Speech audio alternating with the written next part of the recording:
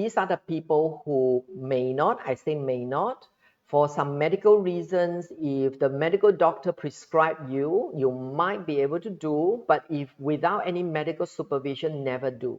These kind of people. One is minors. If you are still not fully grown, don't fast. Actually, this is not bad because I don't know about you. When we were young, sometimes we skip meal. Nothing bad happens. It's normal. It's in our gene, but we are afraid that minors, they may be malnutrition if they go for fasting, especially young ladies who are so obsessed about body image. We generally discourage. So we have a blanket prohibition and say if you are not adult, don't do fasting. That is just blanket.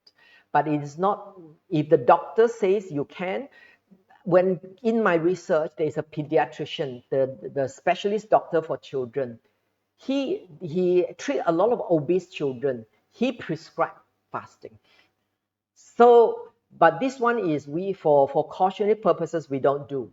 For minors, we don't do. Then when you're breastfeeding, when you're expecting a child, don't do. People, if your body is too weak, you're already too weak. This is especially for older people. For elderly people beyond certain age, if your body is not okay, you don't do because your body cannot take it. Your body cannot take it. And people who are in the final stages of terminal illness, because you are in such a bad condition, such a deteriorated condition, it is not advisable unless you have doctors who actually would prescribe you fasting as your therapy. Maybe you can try, but otherwise we don't like it. Okay. Now, one note of precaution is if you have just normal chronic illnesses, you've got a bit of high blood pressure, you've got a bit of cholesterol, high cholesterol, you have a bit of a blood sugar problem, you are a bit pre-diabetic, even you're diabetic. If you don't have very severe condition, you can do. If you have severe condition, my advice is see a doctor and see the doctor who is also familiar with the latest development in fasting as a medical procedure.